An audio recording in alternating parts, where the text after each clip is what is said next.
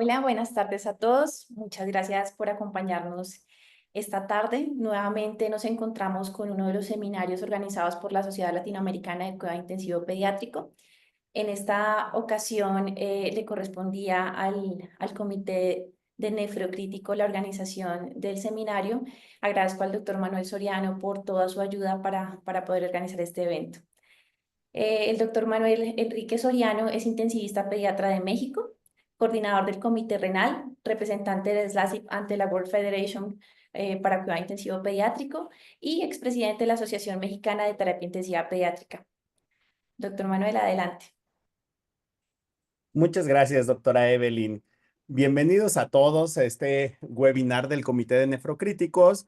Y pues bueno, me da mucho gusto saludar a todos los rincones de Latinoamérica, desde México hasta la Patagonia, allá en Chile y Argentina.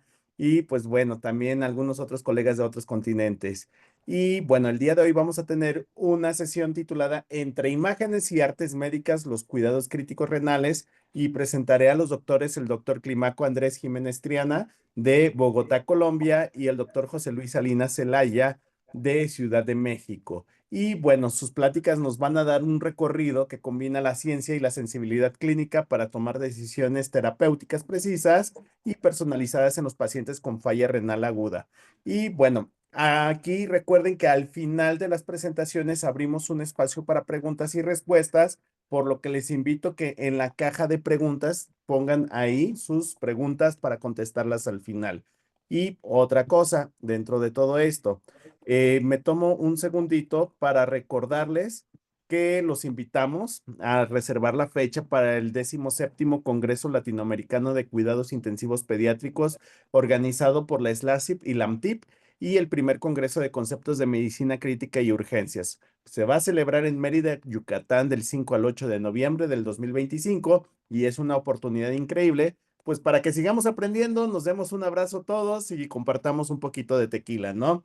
Como muchos tal vez dirán, ya hemos venido mucho a México, ¿qué hay que hacer? O sea, es lo mismo. No, pues fíjense que Mérida, Yucatán, tiene varias peculiaridades y el día de hoy les quiero decir, por ejemplo, si nosotros recordamos, de acuerdo a la historia, obviamente, hace 66 millones de años, ahí es donde cayó el meteorito que extinguió a todos los dinosaurios. Pero de esto caían algunas otras piedrotas, por así llamarlo, y hacían algo, unas formaciones que se llaman cenotes. Y estos cenotes, pues bueno, son prácticamente cubiertas por agua. Ahí cayó y están cubiertas por la parte de arriba y es una oportunidad muy linda de visitar. Busquen ustedes en internet cenotes con C y verán que es algo muy lindo. Y pues bueno, también tenemos a la cultura maya, visitar Chichen Itzá, Uxmal y muchas otras cosas más. Y pues bueno, ya sin más preámbulo, en primer lugar quiero presentar al doctor Climaco Andrés Jiménez Triana, nuevamente diciendo su nombre, quien es nefrólogo pediatra, perdónenme, y es líder en el servicio de Fundación HOMI en Bogotá. Además, es presidente de la Asociación Colombiana de Nefrología Pediátrica. Y bueno, él nos va a platicar acerca de medios de contraste en el paciente crítico, aliados diagnósticos o enemigos del riñón. Doctor Climaco, muchas gracias por estar con nosotros. Hola Manuel, muchas gracias. Gracias por la invitación primero a la SLACTIP. Gracias a Evelyn, a Manuel, al doctor Fernández y gracias a todos los que están conectados. Voy a empezar acá compartiendo mi pantalla. ¿Me confirma si se ve, por favor? ¿Es correcto si se ve? Perfecto, entonces voy a poner aquí el puntero. Entonces, en el día de hoy les quería hablar acerca de los medios de contraste en los pacientes en cuidado crítico. Sabemos que pueden ser nuestros aliados diagnósticos, pero en ocasiones los podemos considerar enemigos del riñón. Esta charla no tiene ningún conflicto de interés, es elaborada por mi persona y no tuvo ninguna participación de la industria farmacológica. Comentarles inicialmente sobre este personaje que es Wilhelm Conrad Röntgen. Él fue la persona, un físico alemán que en 1895, después de trabajar muchos años pues con conocimientos de otros físicos de la época, se inventó la forma de generar unos rayos o generar hacer que unos electrones, en ese momento no lo sabían que funcionaba de esa forma, pero entonces él lo que hacía era generar un campo eléctrico, acelerar esos electrones e impulsarlos a través de un tubo que iban a rebotar finalmente a una placa que contenía un material metálico y que iba a captar esos rayos. Él sabía que eran unos rayos, pero no sabía exactamente qué era lo que contenían, de qué estaban hechos, y por eso los llamó rayos X.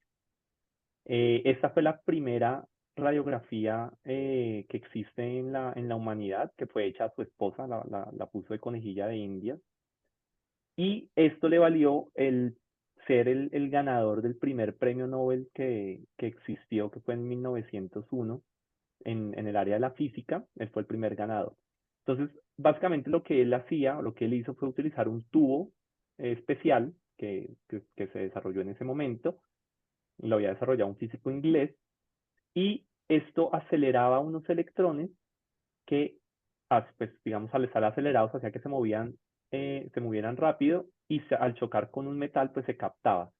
Si en el intermedio de esa emisión de rayos o de electrones se colocaba alguna materia, pues esta iba a impedir que esos electrones llegaran a la placa metálica, los iba a captar e iba a hacer que la captación al final de la placa fuera menor.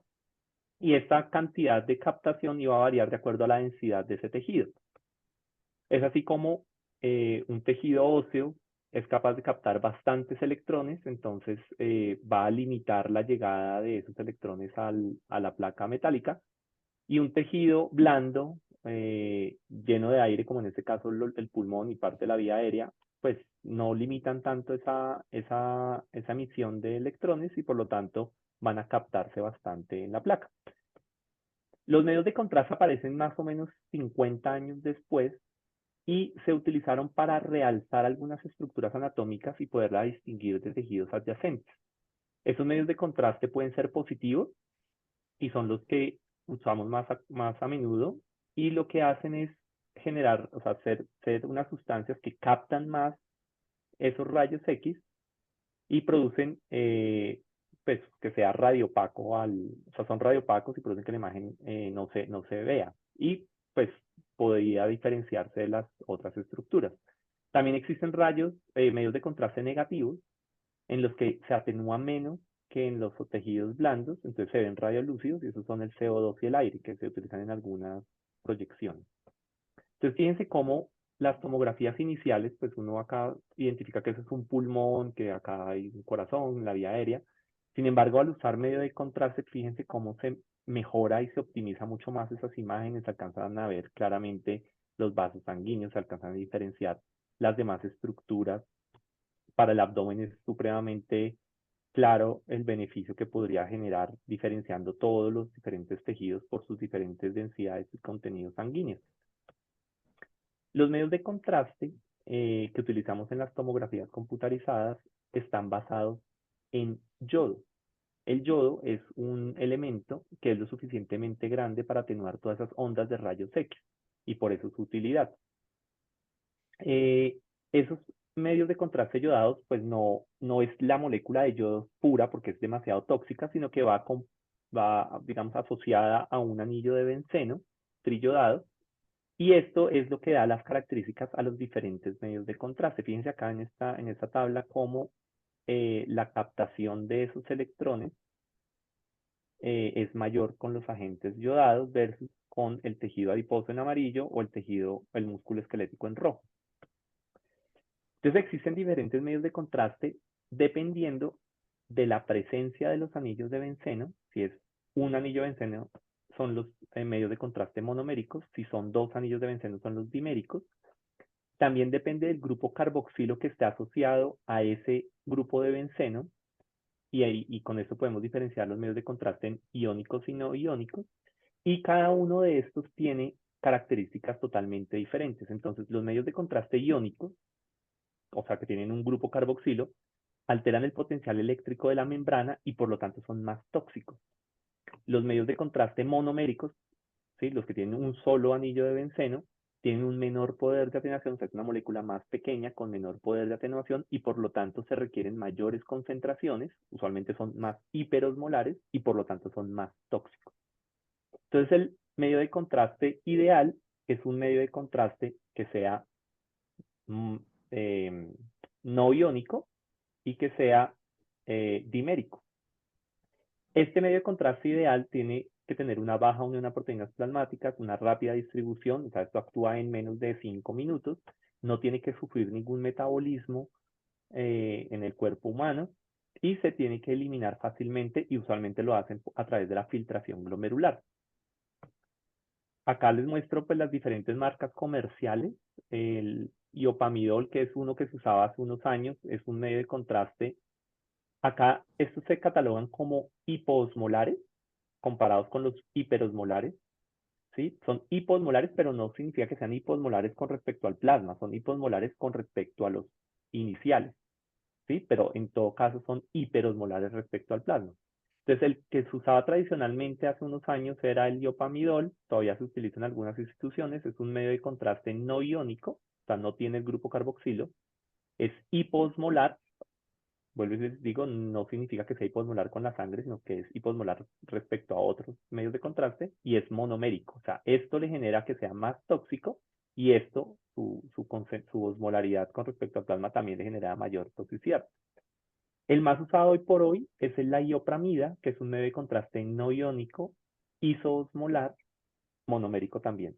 Y en angiografías, eso es lo que se utiliza comúnmente en tomografía computarizada, en angiografía utilizan el iodixanol, que es un medio de contraste no iónico, isoosmolar y dimérico. Digamos, viene siendo como el menos tóxico posible. Ahora, hablando de la nefropatía por medio de contraste, la definición tradicional hasta hace más o menos unos casi ya 10 años, la definían como el deterioro agudo de la función renal posterior a la administración de un medio de contraste yodado en ausencia de otro evento nefrotóxico que se establece, se diagnostica cuando existe una elevación del más del 25% de la creatinina sérica con respecto a su basal o un aumento absoluto de 0.5 miligramos de decilitro que ocurre hasta 48 horas posterior a la administración del medio de contraste. Esta definición, digamos, es una definición basada en estudios en adultos. Claramente, en nuestros pacientes pediátricos tiene muchas limitantes. Fíjense cómo acá existen diferentes estudios, y acá es para mostrarles las diferentes definiciones. No hay como un consenso en la definición, o no había, hasta hace unos años no había un consenso, entonces algunos lo definían como aumento de la creatinina más de 0,5, algunos con más de 1 miligramo por decilitro con respecto a la basal, o incrementos más del 25% o más del 50%. Y fíjense cómo usando las diferentes definiciones había un porcentaje de aparición de nefrotoxicidad por medio de contraste pues más variable. Entonces, si se utilizaba un punto de corte más bajo, pues claramente la nefrotoxicidad aumentaba comparado con un punto de corte mucho más alto. Y con valores absolutos de creatinina, pues también había una variación. Entre más alta la variación, pues más baja la frecuencia de aparición. Es por eso que en el año 2013, en CADIGO, que es digamos, la iniciativa para el manejo y la prevención de las enfermedades renales, se definieron estos, eh, digamos, estos criterios diagnósticos de nefropatía por medio de contraste en niños. Y lo definen como un aumento absoluto de la creatinina de más de 0.3 miligramos por decilitro. Y eso tiene una razón de ser y es porque en los niños nosotros no vemos creatininas tan altas. Para esperar que una creatinina se eleve 0.5 miligramos de decilitro es esperar muchísimo, ¿sí? O sea, se va a perder mucho tiempo en el que ya el paciente tiene un daño. O sea, una creatinina de un bebé de 2 años, que puede ser 0.4, esperar a que llegue a 0.9, seguramente ya el daño está instalado hace rato. Aumento en la creatinina más del 50% sobre su valor basal, y eso también es por la misma razón. O sea, los cambios de 0.25 en niños son muy sutiles. O sea, 25% de una creatinina de 0.3 es un valor muy pequeño que puede estar dentro de lo fisiológico. Entonces, por eso se definió que en niños fuera un cambio más del 50% sobre el valor basal. Y en niños se incluye esto, que es la disminución del gasto urinario, menos de 0.5 mililitros por kilo, por más de 6 horas. Con esta definición, fíjense cómo en este trabajo comparaban con la definición tradicional la aparición de medio de nefropatía, era en este, por ejemplo, era del 7.5%, pero usando esta nueva definición, la aparición subía hasta el 13%. En este otro pasaba de 6.2 a 12.8 y acá de 16.8 a 35%. Entonces, al hacer este ajuste en la definición, logramos diagnosticar más la nefropatía por medio de contraste. ¿Por qué es importante esto? Y es porque si bien el primer caso se definió hace más de 60 años, desde la década de los 80, cuando se empezaron a hacer muchas angiografías coronarias, empezaron a aparecer muchos pacientes con lesión renal aguda. Y fíjense cómo en la tomografía computarizada, no en las angiografías, sino en la tomografía computarizada, que es uno de los exámenes que más utilizamos en la práctica diaria, el 90% de los medios de contraste se utilizan en ese examen. Y lo que está reportado, eso pues es muy variable, pero dicen que en un año se pueden hacer en el mundo más de 75 millones de estudios contrastados. De esos, el 10% son en niños, o sea, 7.5 millones de estudios contrastados. Y si tenemos en cuenta una incidencia, por bajita que sea, del 10% o del 5%, veremos que anualmente podemos estar viendo más o menos unos 500.000 casos de nefropatía por medio de contraste. Si nos vamos ya al medio intrahospitalario, podemos ver que en algunas series representa el 11% de los casos de lesión renal aguda adquirida en el medio intrahospitalario. Hay una frecuencia muy variable que va del 2 al 50%. En cardiología hablan del 7% en promedio en los pacientes que son sometidos a angiografías, pero fíjense que tiene una mortalidad que puede ser hasta el 15% en adultos. Esto es variable de acuerdo a los factores de riesgo que ahorita les voy a mencionar.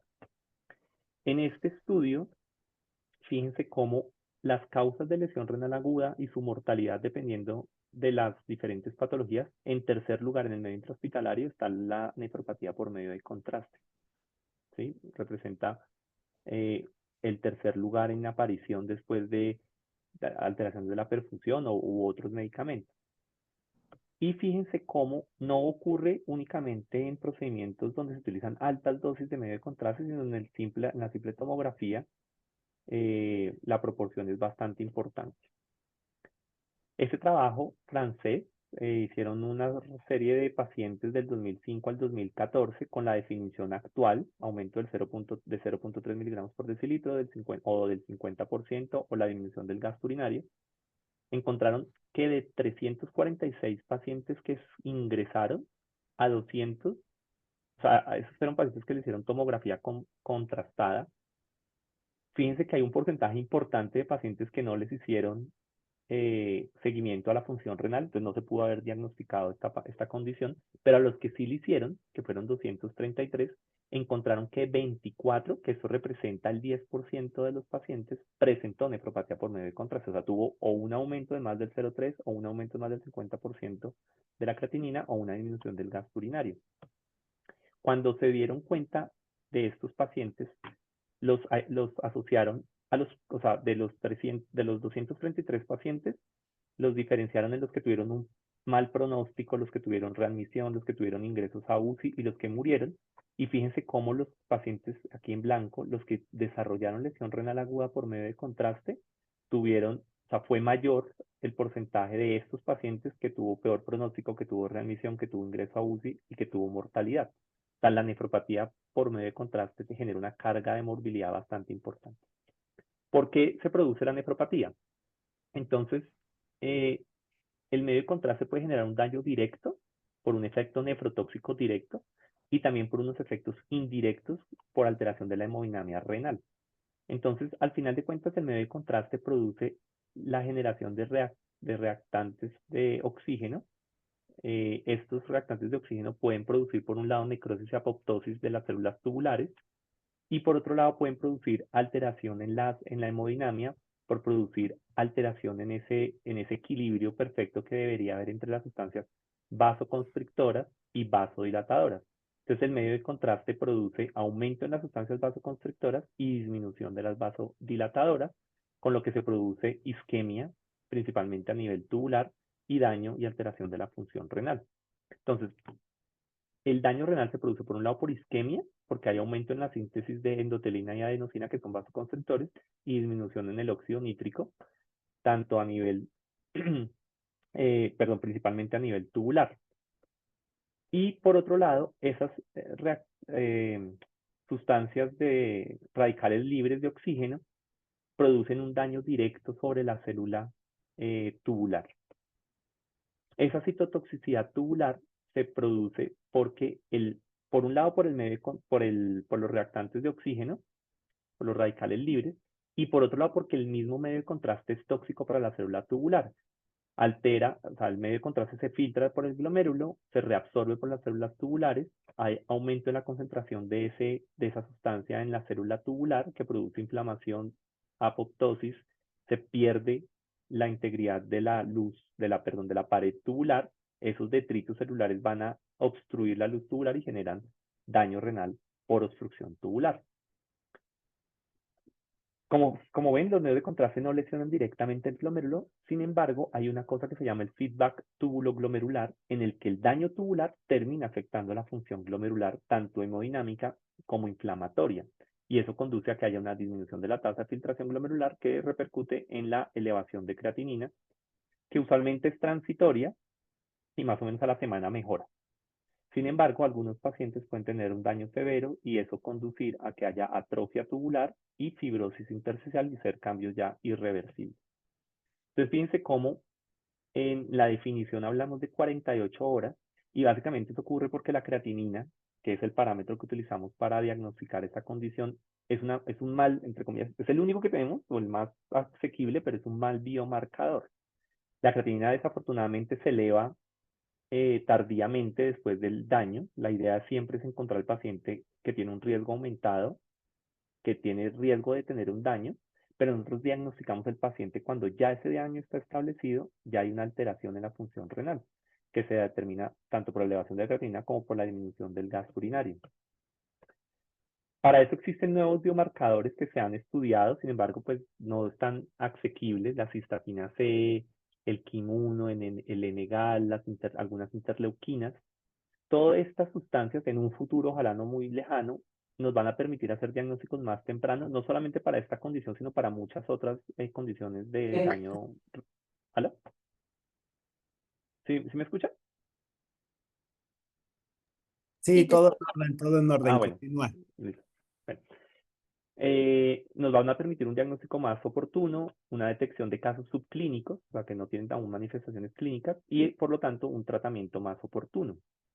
Fíjense cómo en la nefropatía por medio de contraste, cuando se compara el N-gal, que es acá en verde, la cistatina C en rojo y la creatinina, que es el usual, fíjense cómo la creatinina, cuando se administra en medio de contraste en este punto, permanece normal hasta 48 horas cuando cuando ya se eleva. O sea, se empieza a elevar acá desde las 24 horas, pero usualmente se nota o es más evidente a las 48 horas. O sea, estamos llegando tarde porque durante todo este tiempo el daño ya se estableció.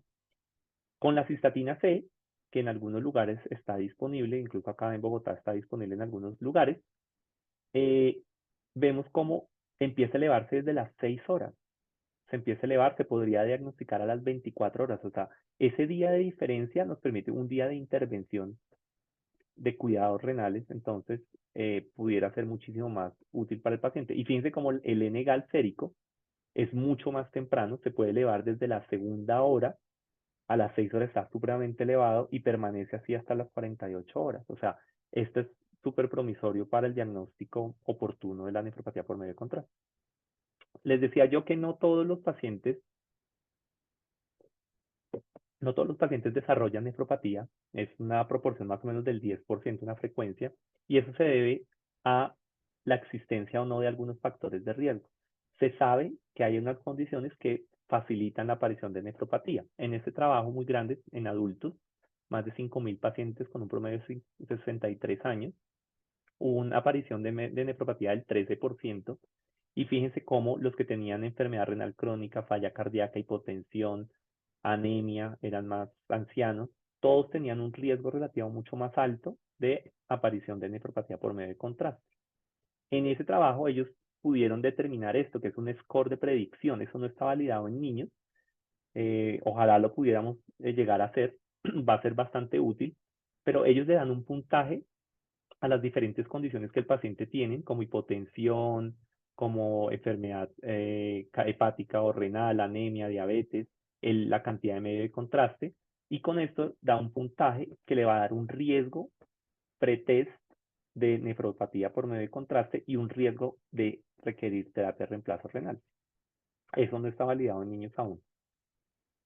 En ese otro trabajo, en este hicieron, eso fue una cosa masiva de 900.000 pacientes a los que le hicieron angiografía coronaria, encontraron en 69.000 pacientes nefropatía por medio de contraste, eso representa el 7%, de esos el 0.3% requirió diálisis, y fíjense cómo la, la proporción, por fortuna no son todos los que hacen un deterioro marcado de la función renal, pero pues pues en estos números tan masivos, 3.000 pacientes requirieron diálisis por nefropatía de medio de contraste, pues es una cosa bastante significativa.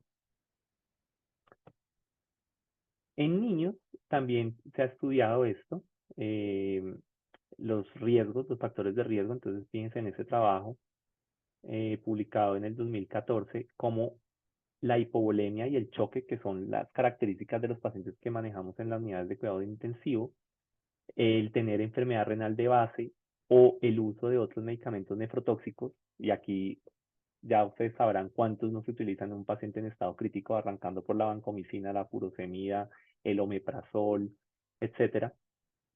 El factor de riesgo para desarrollo, o sea, todo esto es un factor de riesgo para desarrollar nefropatía por medio de contraste. Fíjense cómo el uso de 2 nefrotóxicos, o sea, el niño que tiene dolor abdominal, que lo tengo con piperacilina tazobactam, que tiene una peritonitis, que está choqueado, que tiene soporte vasoactivo, ¿sí? Ese paciente con 2 nefrotóxicos tiene 3.6 veces más riesgo de desarrollar nefropatía, y si a eso le agregamos que está hipovolémico o que tiene choque, pues el riesgo va a ser mucho más alto. Este trabajo lo hicimos en el hospital donde yo trabajo, en la Fundación OMI, en Bogotá. Aquí estudiamos 117 pacientes y evaluamos 117 pacientes a los que se les hizo tomografía con medio de contraste. Al 17.9% desarrolló nefropatía por medio de contraste, o sea, tuvo los criterios para considerar la nefropatía por medio de contraste. Y fíjense cómo la presencia de factores de riesgo en los que no tuvieron nefropatía fue del 58% versus 71% en los que sí tuvieron nefropatía por medio de contraste. Cuando comparamos esas personas que tuvieron factores de riesgo versus los que no tuvieron, la diferencia entre la aparición fue significativa, del 21 versus el 13%, y esos factores de riesgo generaron un riesgo relativo de tener nefropatía por medio de contraste. Fueron la enfermedad hepática, la presencia de anemia, el uso de un medicamento nefrotóxico, la presencia de hipertensión. Los demás pues no tuvieron como una significancia estadística. Ahora, en cuanto a la prevención, que era lo que nos interesaba, para ya ir cerrando, entonces siempre es necesario evaluar la existencia de factores de riesgo, ¿sí? Y siempre toca tener un valor de creatinina por lo menos una semana previa a la administración del medio de contraste, y si el paciente tiene un factor de riesgo, es mejor que lo tenga antes de una semana, preferiblemente en las últimas 48 horas. Se prefieren los medios de contraste no iónicos, iso o por lo menos hiposmolares, pero principalmente isoosmolares, y utilizar la menor cantidad posible de este medio de contraste, que va de 0,5 a 1 mililitro por kilo. O sea, nunca más de 1 mililitro por kilo. Basados en esto, uno asumiría que el paciente va a tener bajo riesgo. Sin embargo, siempre es mejor prevenir. La mejor manera de prevenirlo es mediante la expansión del volumen. Y eso se debe porque los medios de contraste son hidrosolubles, entonces al expandir el volumen intravascular se va a mejorar el volumen urinario y se va a aumentar la excreción del medio de contraste, por lo tanto su concentración tubular y su biodisponibilidad va a ser menor. Entonces fíjense acá como el descenso, o sea, como en la medida que se aumenta el volumen intravascular, hay una menor tasa de nefropatía por medio de contraste. Asimismo, el tener más volumen va a disminuir el eje renina, o va a suprimir ese eje renina-angiotensina-aldosterona, van a disminuirse la síntesis de angiotensina 2, o sea, el efecto vasoconstrictor va a disminuir, va a mejorar el efecto vasodilatador y por lo tanto la perfusión tubular. Se recomienda el uso de soluciones isotónicas comparadas con las hipotónicas, dado que pues generan una mayor expansión del volumen. Y la idea es iniciarlo por lo menos 12 horas antes del procedimiento que tenga medio de contraste y continuarlo por al menos 12 horas después. En casos excepcionales que no nos dé tiempo, pues se puede usar menos, pero la idea es usarlo siempre. La dosis recomendada es de 1 a 1.5 mililitros por kilo por hora. Si no hay tiempo para hacerlo, porque toca hacer el TAC ya, la idea es que se inicie por lo menos 3 horas antes, ¿sí? Y que se extienda por al menos 6 horas después, idealmente 12. En casos urgentes, uno pudiera usar bicarbonato de sodio. Entonces, eso se basa en que la alcalinización urinaria puede proteger del daño causado por los radicales libres. Entonces, cuando el paciente tiene alto riesgo y no hay un tiempo adecuado para una adecuada hidratación, la idea es que se puede en esos casos poner bicarbonato. Entonces lo que se recomienda es que se utilice una solución que tenga 154 mil equivalentes por litro de bicarbonato y eso se hace utilizando bicarbonato de sodio al 8.4%, 15 mililitros en 100 mililitros de dextrosa y infundirlo a una tasa de 3 mililitros por kilo por hora, al menos una hora antes del procedimiento y seguido a 1 mililitro por las siguientes 6 horas. Cuando se hace así y se comparó el uso de bicarbonato con líquidos versus el uso de líquidos, se vio que en esos casos en particular, o sea, cuando no hay tiempo de una adecuada hidratación, solo en ese caso, pues genera un beneficio eh, para la prevención de nefropatía por medio de contraste, siempre y cuando se utilice un medio de contraste hiposmolar. La N-acetilcisteína, ustedes la han escuchado muchas veces, con esto hay una bastante controversia.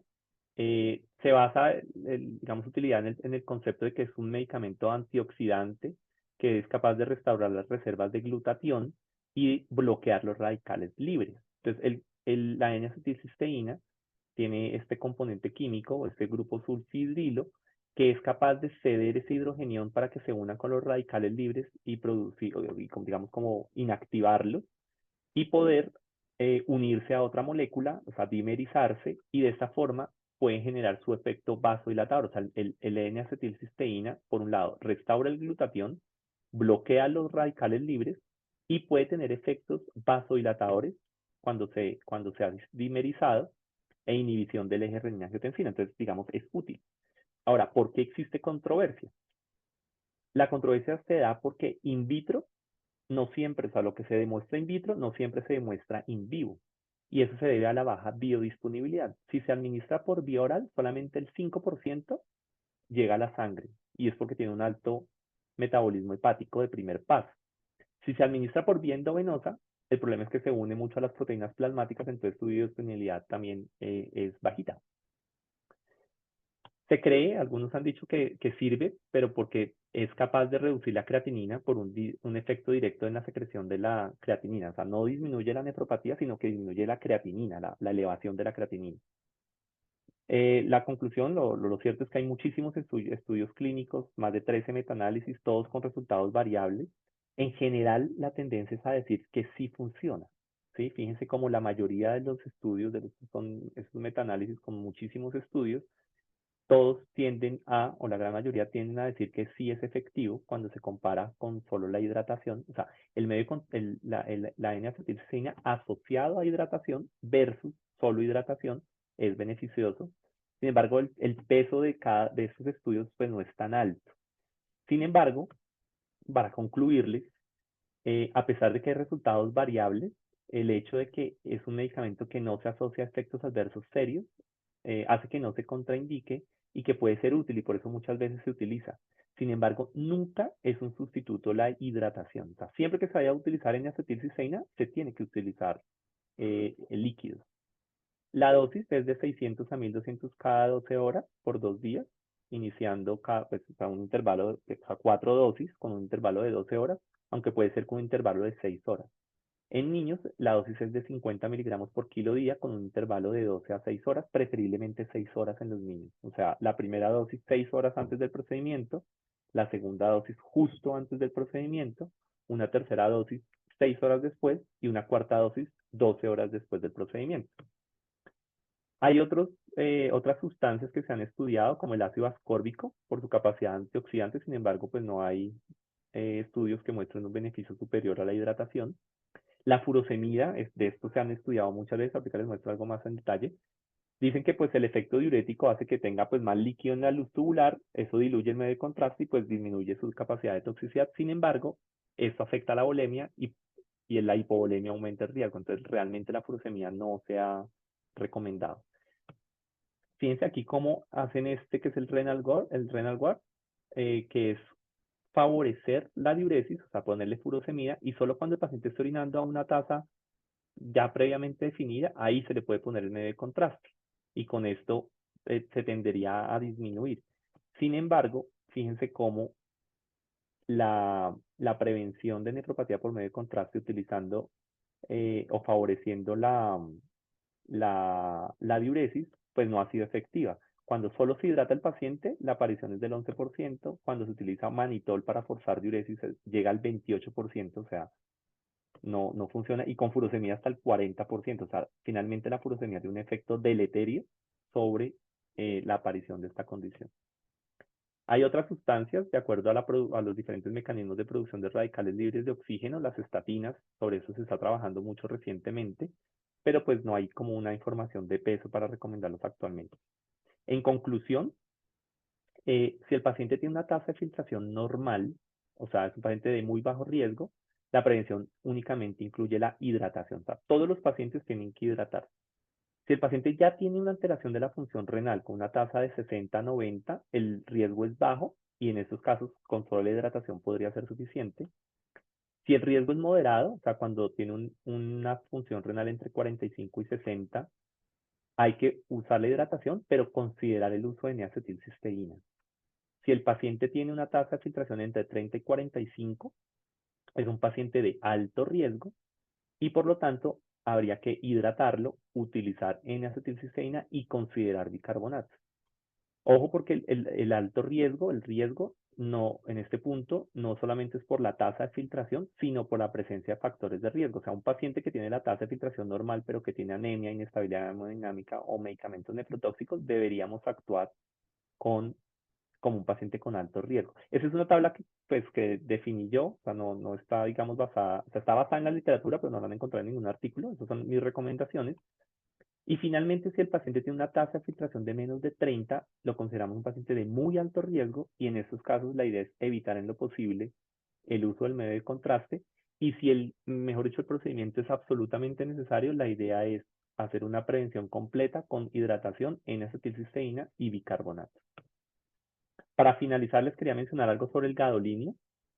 El gadolinio se utiliza en las resonancias magnéticas. Muchas veces si hay una confusión enorme en esto, siempre nos pasan que si se le pone acetilcisteína al gadolinio, o porque va para una resonancia contrastada, y la respuesta es no, porque el mecanismo es totalmente diferente.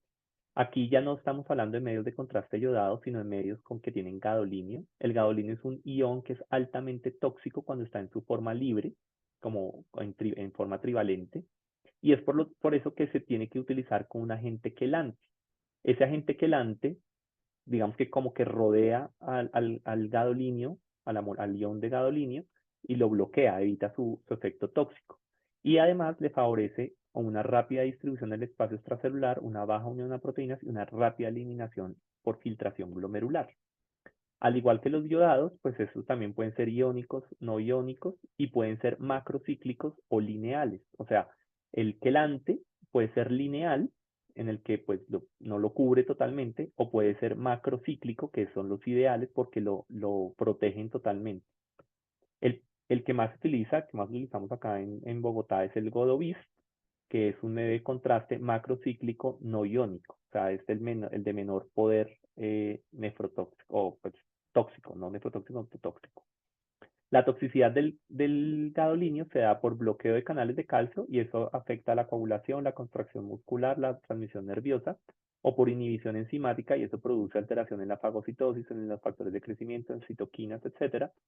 Y lo que produce es esta condición que se llama la fibrosis sistémica nefrogénica, que se presenta más o menos de 2 a 10 o hasta 10 semanas después de administrarse y se da porque ese medio de contraste con gadolinio gradualmente se va a deshacer ese quelante, esa molécula quelante, y va a liberarse ese gadolinio.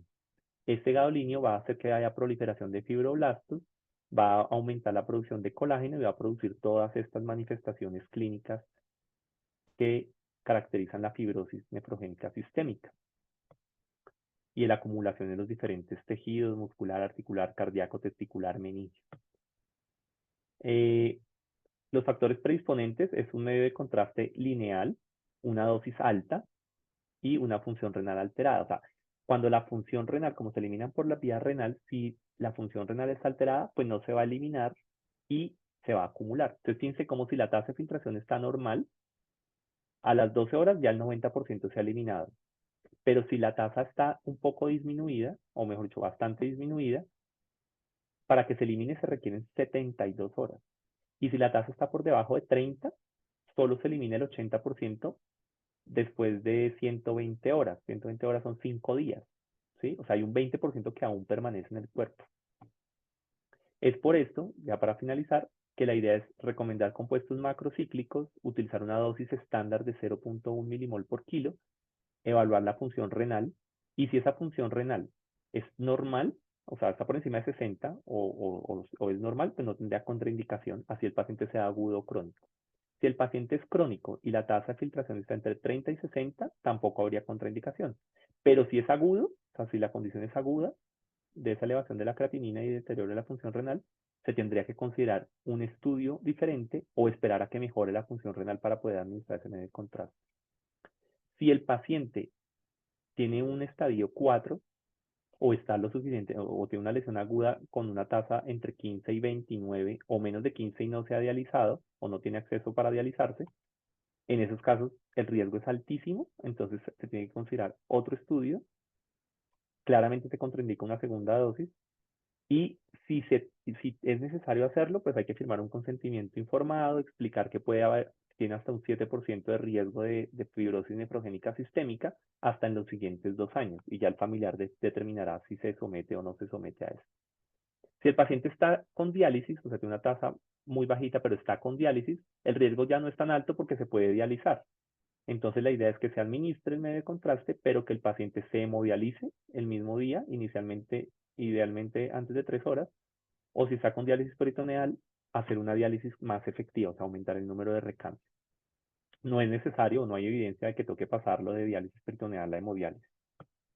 Con eso finalizo, eso es lo que le quería comentar y quedo atento a cualquier pregunta que tengan más adelante.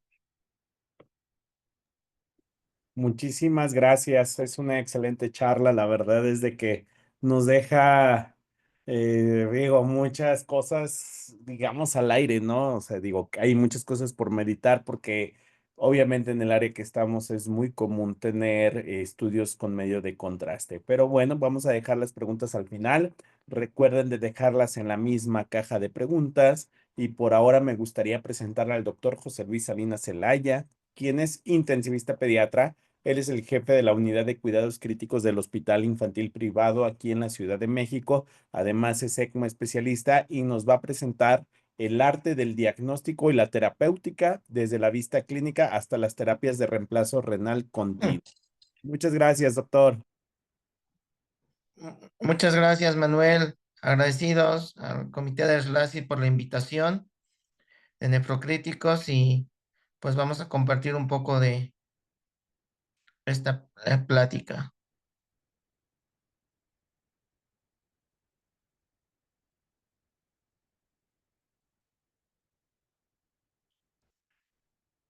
Ya se ve, gracias. ¿Ya se ve? A ver, espérame. Listo. ¿Se ve bien? Sí, se ve bien.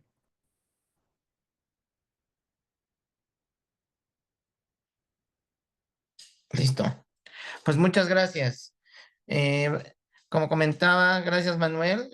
Vamos a hablar ahorita del arte del diagnóstico, el diagnóstico y la terapéutica desde el punto de vista clínico, ¿no? Hasta las terapias de reemplazo renal. Aquí vamos a hacer como un resumen de todo lo que es la falla renal aguda en el paciente en el contexto de terapia intensiva pediátrica. Para comentar, no tengo conflicto de intereses, no, esta plática no es patrocinada por nadie.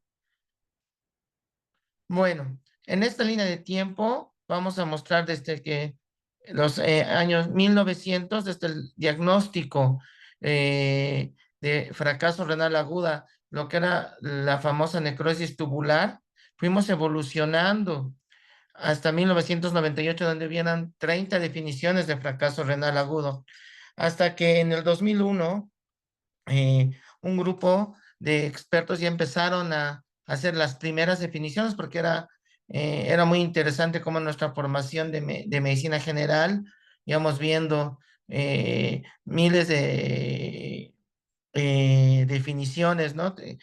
Sobre todo tomando en cuenta la creatinina y el fallo renal como tal, desde el punto de vista de la oliguria hasta la anuria, donde se esperaba muchísimo tiempo antes de establecer un diagnóstico. Pero en el 2001 ya sale la primera clasificación o el primer sistema de clasificación, que es el sistema Rifle. En este sistema donde ya se empieza a clasificar esta falla renal desde riesgo, falla, lesión, pérdida y estadios crónicos, ¿no? Así en el 2007 se van estratificando y esta gravedad en el AQIN 1, 2 y 3 y actualmente los criterios de Cádigo, que son los que estamos utilizando y es como la nomenclatura ya universal desde el punto de vista del paciente nefrocrítico. Y actualmente ya esto fue del 2012 al 2022, al 25, y actualmente en los nuevos congresos lo que se está tratando de hacer es la prevención y la detección temprana de la lesión renal aguda utilizando el índice de angina renal, la lesión renal aguda subclínica y el estrés renal agudo, que lo podemos desencadenar con una prueba de furosemida. Y dentro de los biomarcadores, el cual está teniendo mucha importancia, como lo dijo el doctor Climaco, es el N-gal, ¿no? Entonces, actualmente se están utilizando tres criterios. Un criterio clínico, que es la prueba de la furosemida, el criterio de factores de riesgo, que es la angina renal, y el biomarcador, que actualmente está teniendo mucha importancia es el N-gal. Incluso ya está desplazando a la cistatina y obviamente la creatinina, que es como ya diríamos que ya es como el ancestro, pero desde el punto de vista tenemos que seguirlo teniendo y tenemos que seguir hablando de la creatinina, que es como el que todos lo tenemos a la mano, pero actualmente ya es un factor, un biomarcador muy tardío, casi diagnostica 72 horas atrás una falla renal. Desde el punto de vista de tiempo, vamos a utilizar esta terminología de la lesión renal aguda, que tiene un tiempo de evolución de menos de 7 días. La enfermedad renal aguda, que puede ser mayor a 7 días, igual con sus 3 grados, 1, 2 y 3. La recuperación renal temprana, menor a 7 días, y la recuperación renal tardía, que es mayor a 7 días. En nuestra experiencia y en lo que nos toca ver desde el punto de vista nefrocrítico, hemos tenido recuperaciones renales hasta 28 días. Pero está descrito que un riñón con una lesión renal aguda o enfermedad renal aguda puede llegar a tener una recuperación hasta antes de 3 meses. Y aquí ya hablamos de un contexto ya más de insuficiencia renal crónica, donde ya tiene sus 5 grados y ya es un punto de vista ya no nefrocrítico, más un punto de vista ya del nefrólogo. Nosotros nos enfocamos generalmente en lo que es la lesión renal aguda y la enfermedad renal aguda. Entonces, Teniendo en cuenta el diagnóstico, como comentaba, ya tenemos el tiempo de esta lesión o enfermedad renal aguda. Las definiciones de daño renal aguda vamos a utilizar desde el 2001 al 2012 los 3 criterios que salieron, Perrifle al CADIGO. Y actualmente utilizamos el CADIGO, el cual utiliza los 3 estadios que hablamos, el 1, el 2 y el 3, que es riesgo, lesión y falla establecida. Y como podemos ver, básicamente es un incremento de 0.3 miligramos descritos de la creatinina en 48 horas o 1.5, 1.9 del valor basal. Un ejemplo, tenemos 0.5 de valor basal con 0.8 en 48 horas, podemos hablar de que hay un incremento o 1.5 o 1 punto por encima de basal, hablaríamos de 0.8 a 1, ¿ah? Con una disminución del gasto urinario menor a 0.5 mililitros por kilo por hora en un tiempo, vean qué corto es el tiempo, menor a 6 a 12 horas. Entonces, es muy importante esta parte, porque aquí es donde entran los nuevos criterios que platicábamos, que ahorita los voy a describir. Entonces, este es el punto donde tenemos que ser muy intuitivos y ser muy acuciosos en diagnosticar tempranamente el daño en la lesión renal. Ya con una falla renal, con un daño renal establecido, ya es 2 a 3 veces más del valor basal y 0.5 mililitros por kilo por hora por un tiempo de 12 horas. Y ya en falla renal establecida, ya 3 veces de 3 a 4 veces del valor basal o tener 35, una aclaración de creatinina de menor a 35 litros minuto por metro cuadrado o tener ya menos de 0.5 mililitros por kilo por hora en 24 horas o 0.3 por 12 horas. Ya teniendo todo en cuenta, esta es la definición del daño renal agudo. Lo ideal es en el estadio 1, porque en el estadio 3 ya el daño está prácticamente establecido.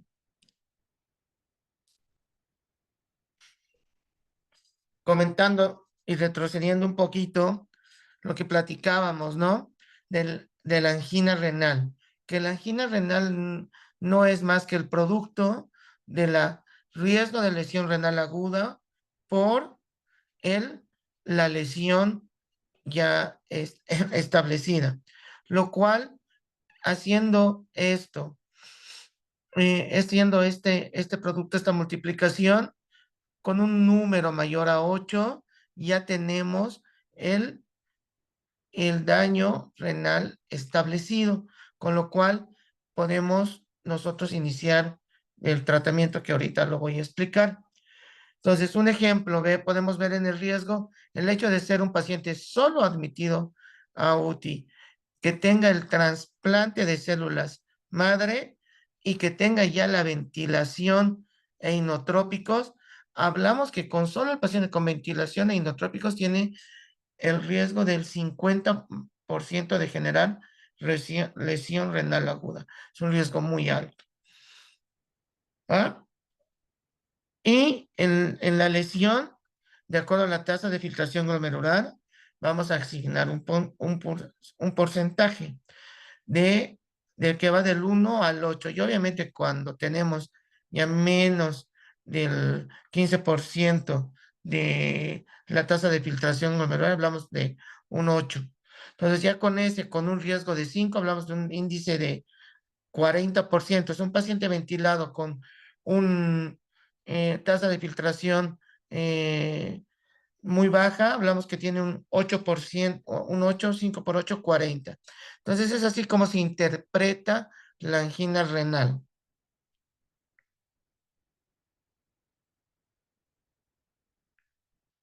Aquí, teniendo en cuenta,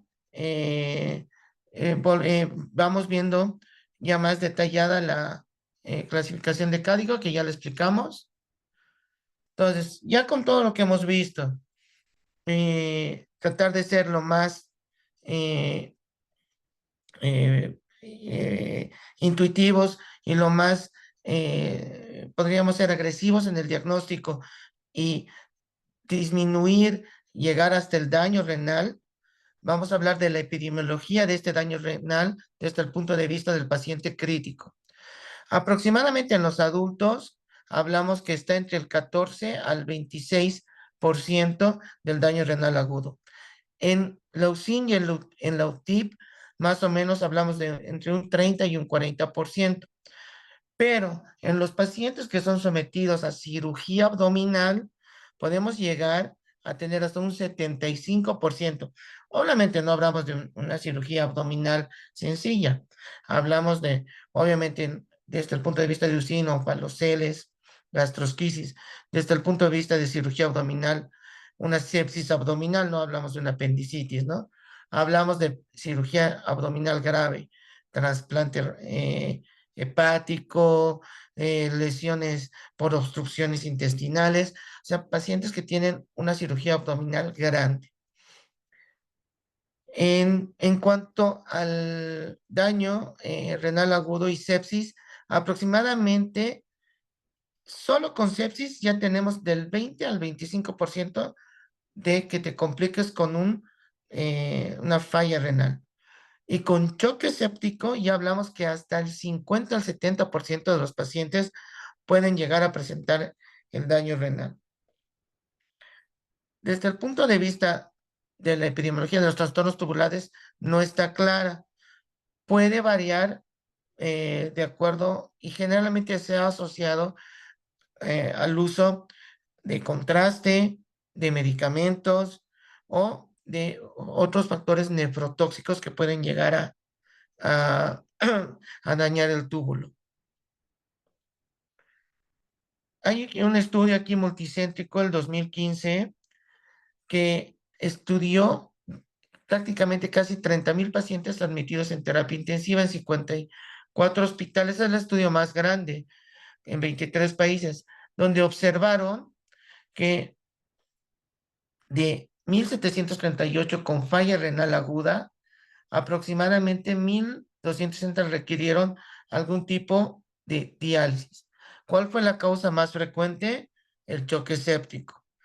De estos pacientes que tuvieron y requirieron diálisis, un 30% ya había tenido una disfunción renal previa. ¿Y cuál fue el pronóstico? La mortalidad por falla renal aguda fue del 60.3%. La necesidad de diálisis crónica, en este estudio que es muy grande y obviamente los pacientes con mucha complejidad, fue casi del 14%. En pacientes que no tienen comorbilidad, el riesgo es menor. Hablamos del 1 al 2% de requerir una diálisis crónica al egreso. Es muy poco el porcentaje de pacientes que hayan sido diagnosticados y atendidos de manera oportuna que llegan a requerir un tratamiento dialítico crónico. Aquí tenemos un estudio, Awakin, que habla de niños admitidos en UCIN en 24 países, con una N de 2022, los cuales aquí solo se hablaron de pacientes que sin factores de riesgo como cardiopatía congénita, anomalías cromosómicas letales, muertos las primeras 48 horas. El índice global fue de una falla renal del 30%, con una edad gestacional entre el 22 y 29 semanas tuvieron mayor riesgo. Entonces, ¿qué quiere decir esto? Que la prematuridad está asociada a mayor riesgo de falla renal aguda. Los niños que tuvieron falla renal tuvieron una mortalidad mayor comparada entre el 10% versus el 1.4%. Este estudio fue publicado en Lancet en el 2017 ¿Y qué es lo importante que nos da? Que los niños con mayor mortalidad están asociados a falla renal aguda. Mientras más prematuro, mayor riesgo de daño renal. Entonces hay que tener en cuenta todos estos detalles. Hemos hablado ya en el contexto del paciente neonato, en el paciente, la epidemiología del paciente cardiópata, siempre hay que considerar dos detalles. El paciente cardiópata con cardiopatía cianógena y del paciente cardiópata con cardiopatía cianógena. Y estos tipos de pacientes siempre tienen mayores factores de riesgo. Uno de ellos es la cirugía cardíaca, en los cuales el paciente sometido a cirugía cardíaca per se va a aumentar de 9 a 64% el riesgo de tener falla renal. Es mayor en neonatos, como habíamos explicado, por eso se saca del otro estudio, y está asociado la falla renal a mayor tiempo de ventilación, mayor días de terapia intensiva y mayor mortalidad, como lo habíamos visto. Debemos tener en cuenta que la sobrecarga de volumen se asocia a mayor morbimortalidad. Algunos pacientes requieren más de una cirugía con un riesgo acumulado. Es decir, que mientras más veces sea operado este paciente, ya sea un procedimiento paliativo o un procedimiento correctivo, vamos a tener mayor riesgo acumulado de tener lesión renal aguda. La lesión aguda en el paciente cianógeno es generalmente una nefropatía del 30 a 50 en tubular en la primera década y glomerular en la segunda década de vida. ¿Cuáles van a ser las manifestaciones? La acidosis tubular renal, y un ejemplo muy claro es el paciente univentricular y la pérdida de proteínas. En este tipo de pacientes vamos a tener desde una microalbuminuria hasta una proteinuria masiva, porque tenemos un sistema venoso con un aumento de la presión venosa global, ¿no? Lo cual nos va a llevar en la tercera década de la vida, en los estudios que se han visto, a una falla renal crónica con retención de azoados. Desde el punto de vista del paciente que tiene una operación abdominal, como lo comentamos, no hablamos de operaciones sencillas, hablamos de operaciones grandes. Entonces tenemos que ir viendo todos los factores, desde preoperatorios, intraoperatorios y postoperatorios, para tratar de disminuir la falla renal aguda. Por ejemplo, tenemos los pacientes que tienen score de Atlas bajos, peso bajo al nacer, que tienen hipertensión, que tienen pulmonar, que tienen necesidad de ventilación mecánica, anemia, sepsis, soporte vasopresor, y a ellos les sumas factores nefrotóxicos. Entonces sí, todo esto tenemos que controlarlo o ya ir dándole un mayor importancia a este tipo de pacientes para que tengan un daño renal agudo. En el intraoperatorio, los pacientes que hayan tenido pérdidas de volumen masivas, usen medicamentos nefrotóxicos y tienen el uso sobre todo de vasopresores, puede ser un factor de riesgo. Y en los postoperatorios, como comentábamos, medir el cambio. Lo ideal sería tener en EGAL en todas nuestras instituciones y tomarlo previo y ver el porcentaje de cambio, ver cómo va el lactato, qué tanto perdió de sangre, qué nefrotóxicos podemos usar y no, y qué tan séptico o con respuesta inflamatoria sale este paciente. Lo ideal es siempre tratar de controlar todos estos factores, ya sean pre, intra y post operatorios, para proteger el riñón. Una vez que ya hemos entendido la epidemiología desde el punto de vista del paciente neonato, desde el punto de vista del paciente cardiópata, desde el punto de vista del paciente séptico, desde el punto de vista del paciente posquirúrgico o quirúrgico abdominal complejo. Entonces, ya viendo todos estos factores epidemiológicos, factores de riesgo para el daño renal, vamos a hablar, ya nos vamos a enfocar a los principios generales del manejo, ¿no? Básicamente va a estar clasificado desde los estadios de la falla renal, de acuerdo a Cádigo, que lo ideal es descontinuar los agentes nefrotóxicos. Ahorita les voy a presentar unos estudios donde demuestran cómo los fármacos nefrotóxicos tienen que estar bien titulados, bien manejados y de preferencia ser cambiados, porque esto aumenta el riesgo de falla renal. Se debe asegurar una volemia adecuada y una perfusión adecuada, recordando que perfusión no es hipervolemia. Debemos tener una volemia adecuada, no hipervolemia, para garantizar una perfusión. Presión normal no es perfusión adecuada. Considerar el monitoreo hemodinâmico o multinodal, dependiendo lo que tenga cada centro. Nosotros recomendamos línea arterial. Depende de la gravedad del paciente, NIRS de preferencia en pacientes menores, porque hay mejor sensibilidad para este monitoreo. Gasometría con lavado de lactato y una saturación venosa central. Básicamente, estos monitoreos son básicos y la clínica, ¿no? La buena perfusión del paciente. Evitar la hiperglicemia, siempre mantener al paciente normoglicémico. Vigilar, dependiendo de lo que tengan, creatinina, cistatina, el N-gal y el gasto urinario, ¿no? El gasto urinario que es vital en estos casos. ¿Por qué? Y tiene que ser un gasto muy metódico y medido hora por hora, porque ahí es el principal, desde el punto de vista clínico, que nos indica el fallo renal.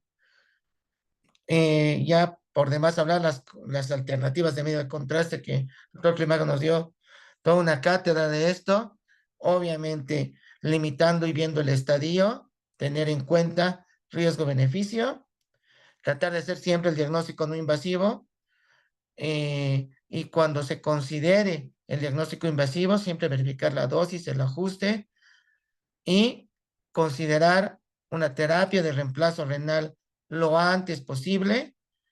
Siempre, nunca recomendamos el catéter subclavio. ¿Por qué? Por el riesgo de trombosis, ¿no? Siempre recomendamos los catéteres. Ahorita voy a dar las peculiaridades en pediatría. Pero es muy importante considerar la terapia de reemplazo renal lo antes posible. Aquí les comentaba que la nefrotoxicidad es una causa frecuente de falla renal aguda o que incremente la falla renal ya establecida por una sepsis, ¿no? Entonces, en este estudio ninja se hizo el estudio en niños no graves y se vio que el uso de más de 3 medicamentos al día o aminoglucosis por 3 días aumenta el riesgo de nefrotoxicidad. Se sugiere como recomendación en este estudio retirar los medicamentos nefrotóxicos, pero que tengan la misma efectividad, con lo cual se logró reducir una prevalencia de 1.7 a 1.3 de falla renal aguda por 1000 días de paciente hospitalización. Imagínense un 24%. Entonces, como primera línea, siempre la prevención, uso de medicamentos menos nefrotóxicos, manejo adecuado de líquidos para no llegar a esta parte. Pero si el daño fue muy grande y el daño ya está establecido en un tipo 3 o grado 3, tenemos que utilizar las terapias de reemplazo renal. Y las terapias de reemplazo renal vamos a tener los 3 tipos. la diálisis peritoneal, la terapia intermitente y la terapia continua. Como siempre les digo y no me canso de decirlo, lo ideal sería que todos tengamos la terapia continua, con toda la expertise de enfermería, con toda la expertise de la colocación de los catéteres y de la prescripción adecuada de esta terapia. Desde el punto de vista de diálisis peritoneal, si no tienes una terapia de reemplazo renal continua y tienes una terapia de diálisis peritoneal, no la retrases, úsala. Pero siempre trata en el paciente con hipoperfusión garantizar una perfusión peritoneal adecuada para poder tener una adecuada terapia de diálisis peritoneal, porque ese es un tema muy importante y muy controversial, que es donde a veces es el tema donde puede fallar este tipo de terapia. Y la terapia intermitente, que son las hemodiálisis extendidas de 4 a 6 horas, y vamos a depender del tipo de paciente que vamos a manejar o la indicación, ya sea una indicación por un tóxico u otro donde el paciente esté hemodinámicamente estable. Obviamente, en terapia intensiva, ir viendo este tipo de terapia intermitente, si no se cuenta con una terapia continua. Los tipos de SRT y sus principios de depuración. Aquí siempre me gusta decir lo que es como los dos tipos, la hemofiltración y la hemodiálisis. La filtración, que es la convección, y la hemodiálisis, que es la difusión, ¿va? Entonces, vamos a tener la filtración, que es el scoop, que solamente se utiliza para pacientes con balances positivos. La hemofiltración para cierto tipo de toxinas, generalmente de pesos moleculares un poco más altos y demás. Y la hemodiálisis, que ya utiliza técnicas para diálisis que podemos utilizar para pesos medianos y bajos. O la combinada, que es la hemodiafiltración, que es por donde empezamos y vamos haciendo todo esto. ¿Cuáles son las indicaciones no renales de la terapia de reemplazo renal continuo? El SIR, síndrome de respuesta inflamatoria sistémica, la falla orgánica múltiple, la insuficiencia cardíaca con sobrecarga y mala respuesta diurética, las intoxicaciones, la cirugía cardíaca o el paciente que esté en ECMO o post-ECMO, las hiperammonemias, que obviamente tiene una prescripción totalmente diferente, casi 10 veces más la dosis, y tiene muy buenos resultados sin necesidad de utilizar el MARS, hidrosfetalis, síndrome de lisis tumoral y el SDRA. ¿Cuáles son las peculiaridades en pediatría de la terapia del reemplazo renal? La elección del catéter es primordial para dar los flujos adecuados. Como aquí solo estoy hablando y estoy dando un pincelazo de lo que es la terapia de reemplazo, solo va a ser esta lámina donde vamos a explicar qué es lo peculiar en pediatría. Entonces, un catéter adecuado nos va a dar un flujo adecuado y vamos a garantizar una terapia adecuada. Al decir un catéter adecuado, hablamos catéteres de 7 French para arriba. No 6.5 como mínimo hasta en paciente de 2.5 kilos. Lo demás no nos sirve. Debemos recordar que el potasio es vital para elegir la solución. Con un potasio adecuado podemos elegir potasios, soluciones sin potasio, con potasio A2 o con potasio A4. Y el concepto clave es que el potasio tú nunca vas a agregar potasio al paciente. Siempre va a haber un equilibrio. Por eso se usan las bolsas con potasio de 4, pero puedes llegar a barrer el potasio a 1 al paciente si tú no pusiste potasio en tus soluciones, y eso puede ser catastrófico. El fósforo es el ion más difusible. No solo el cuerpo es sodio y potasio, también hay magnesio, fósforo y otros oligoelementos. La hipofosfatemia también es súper peligrosa. Pueden producir arritmias, pueden producir trastornos en la respiración y trastornos musculares. La prescripción en niños es por superficie corporal, a diferencia de los adultos, que es por kilo, ¿no? O ya establecida la dosis. Entonces hay que tener bien en cuenta que es por superficie corporal. Los volúmenes de extracción no deben superar los 5 mililitros por kilo por hora. ¿Qué quiere decir esto? Y se ha demostrado que los volúmenes de extracción, yo tengo un índice de sobrecarga del 20%. Mi idea no es llevarlo a balance negativo en 24 horas. Mi idea es llevarlo a un balance de acuerdo al estado hemodinámico sin superar 5 mililitros por kilo por hora, a no ser que sea una urgencia con una insuficiencia cardíaca, prácticamente preparo. Podemos utilizar esto entre comillas, pero no ha demostrado que sea totalmente efectivo.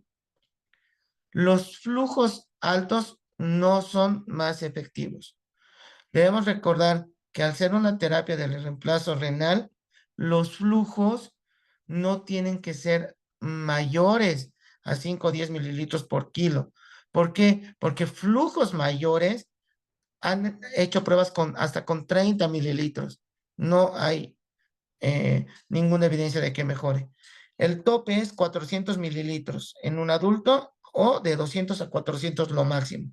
Más de eso se ha demostrado que no funciona. No por acelerar más vamos a llegar más lejos, ¿no?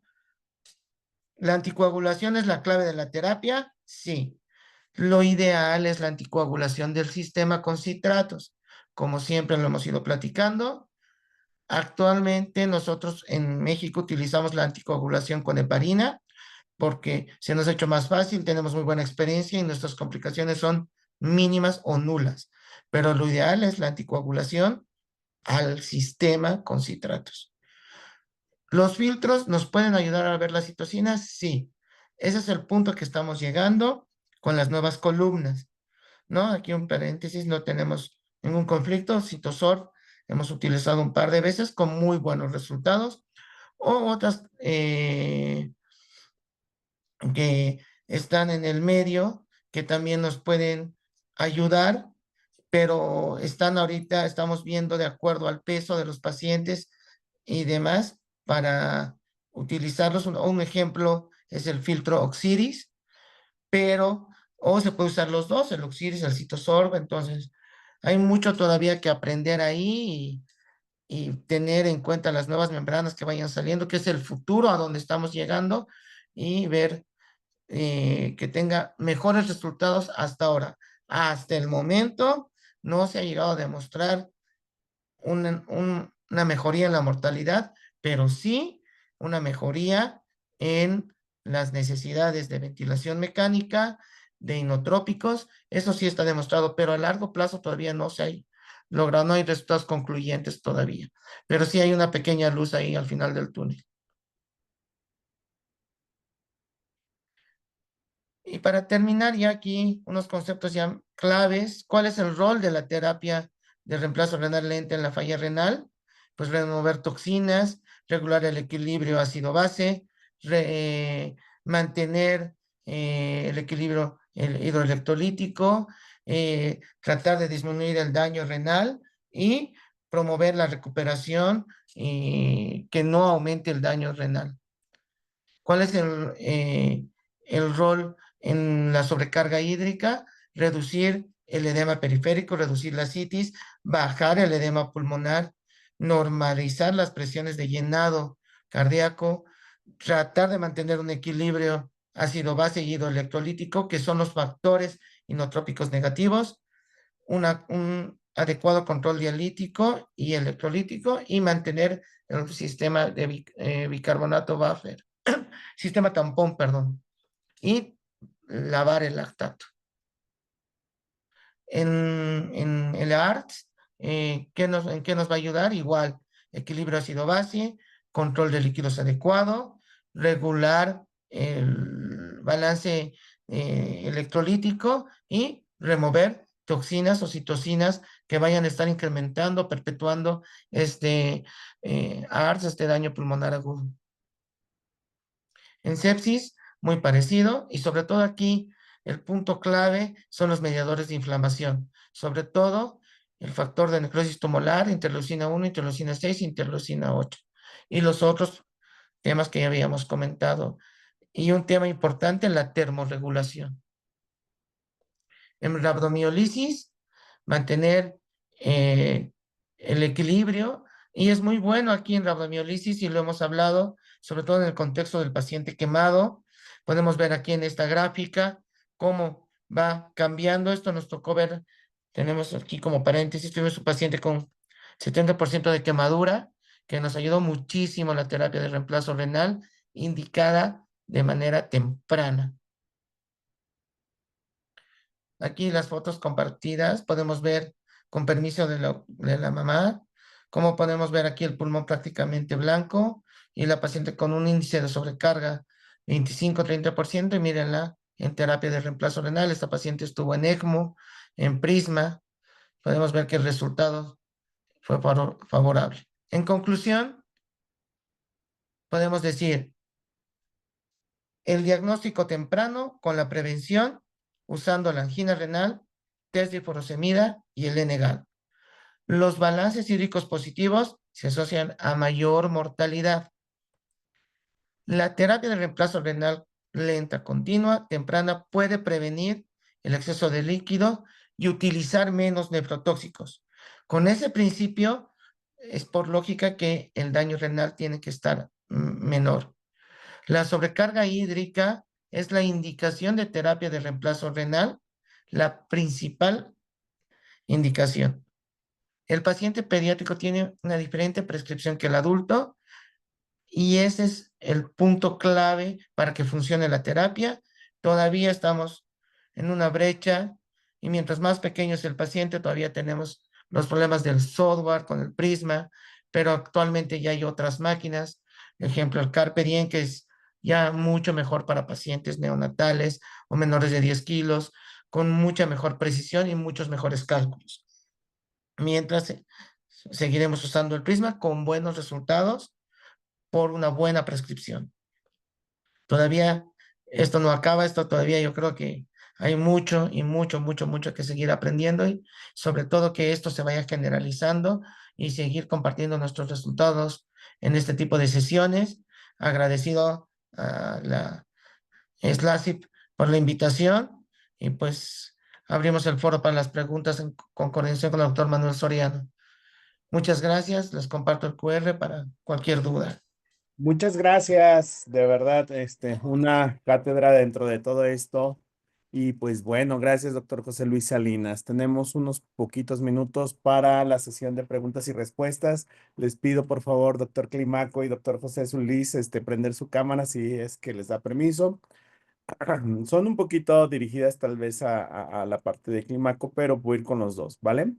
La primera pregunta que tenemos es, ¿algún hallazgo en sedimento que haga sospechar el desarrollo de nefropatía por medio de contraste? Hola, nuevamente, muchas gracias. ¿Sí me escuchan? Sí. Sí, te escuchamos, pero no te vemos. Ah, es que no sé esta cámara qué le pasó. Voy a volver a intentar poner. Si quieres, Bueno, vuelve entonces a apagar internet. Si con no, te respecto escuchamos bien. al sedimento, pues, hay que recordar que la lesión por el medio de contraste es directamente tubular.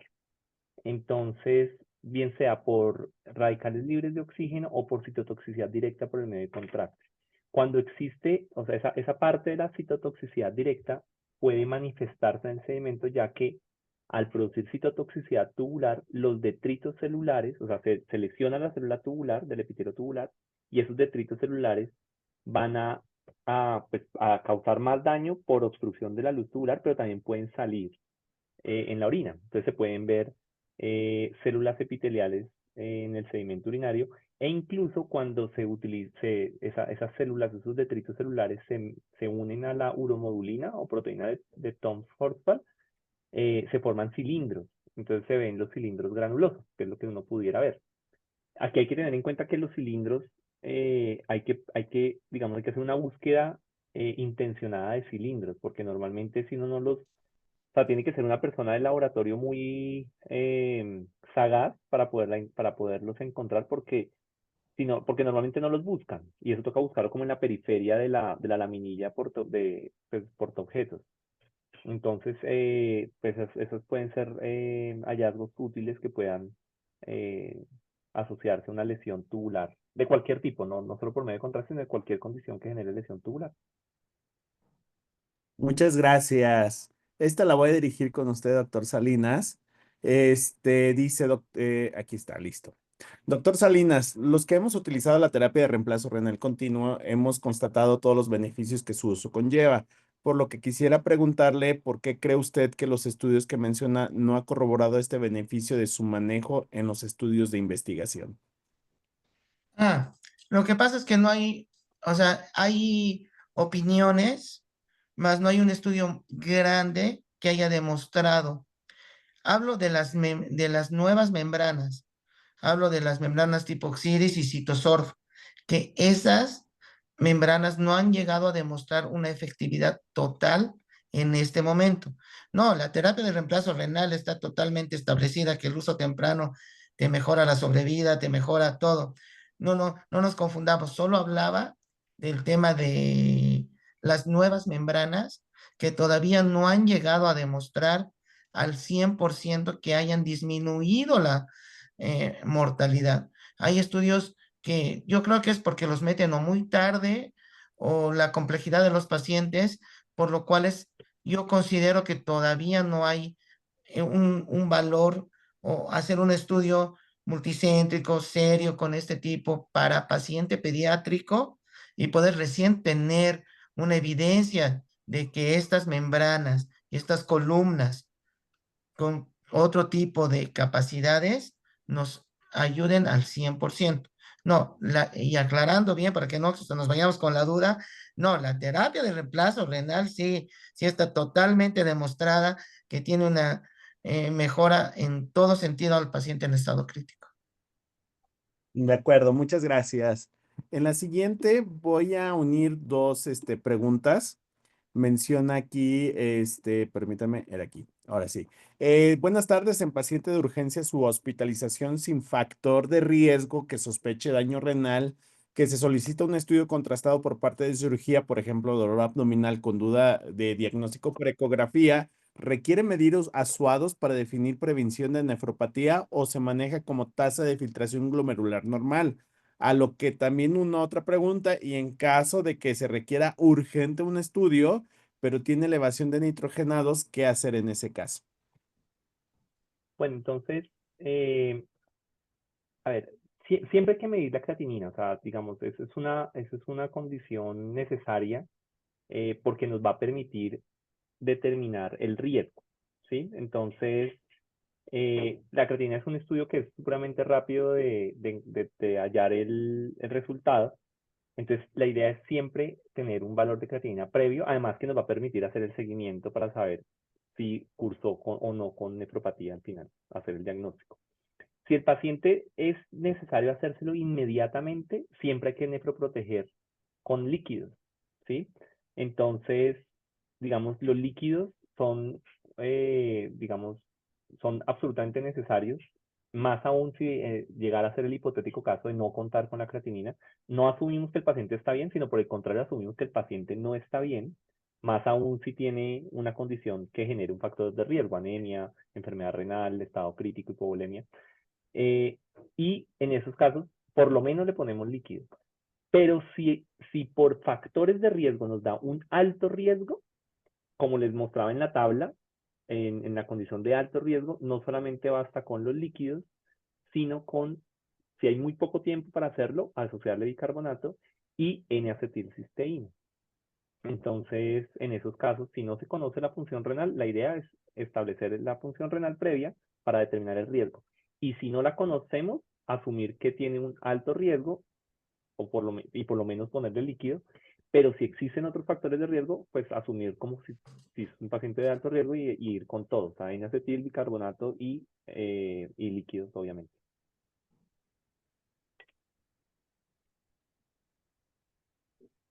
Ay, yo no escucho. Manu. No hay sonido, Manuel. Perdónenme.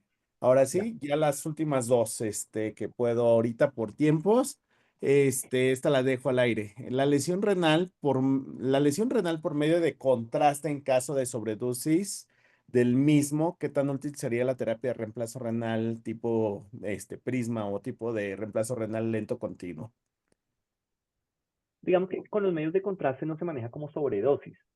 Lo que se sabe es que el medio de contraste en un aumento en la dosis me va a producir, o sea, digamos, no se maneja como sobredosis de que le puse mucho, entonces lo voy a depurar para que no me produzca la lesión. Realmente el paciente que recibió más medio de contraste, y acuérdense que yo les mencionaba que lo ideal es que la dosis sea de 0,5 a 1, preferiblemente 0,5.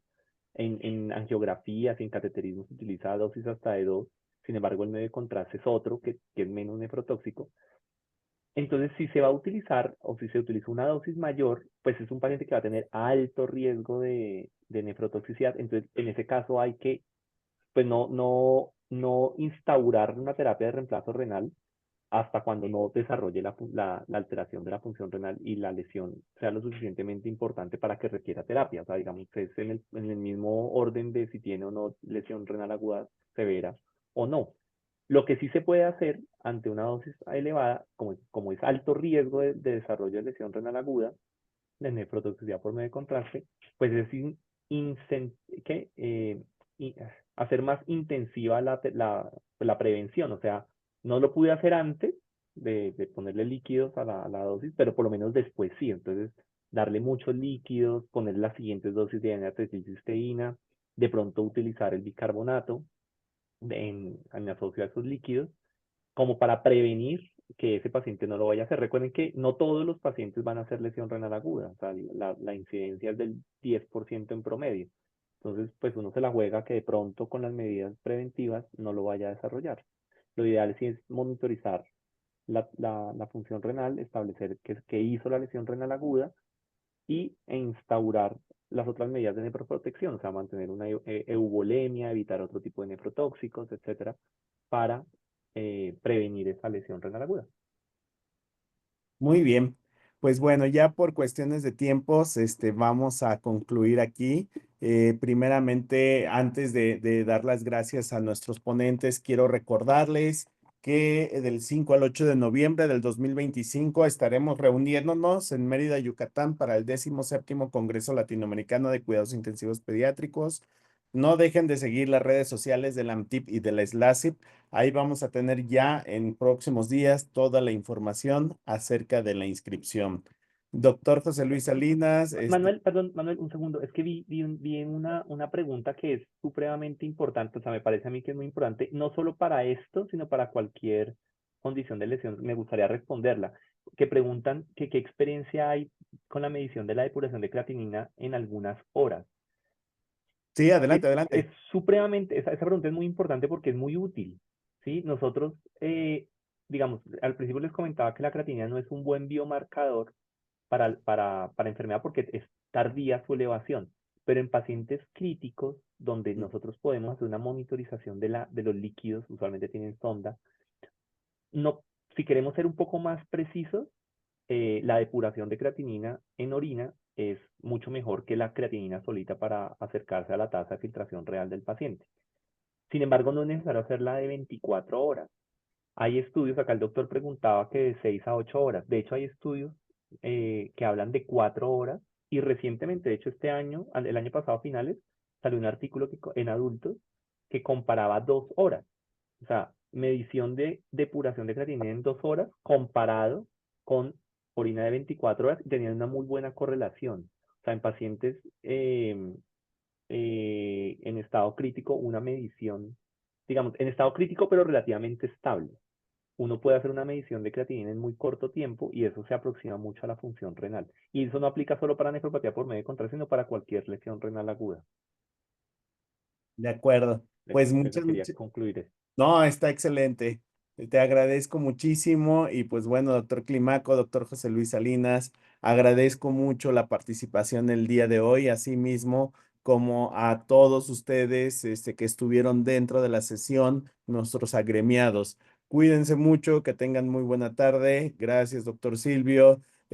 Gracias a Jaime y Evelyn por toda la coordinación y la dirección. Mil gracias. Muchas gracias por la Muchas invitación. gracias. Hasta Doctor luego. Salinas.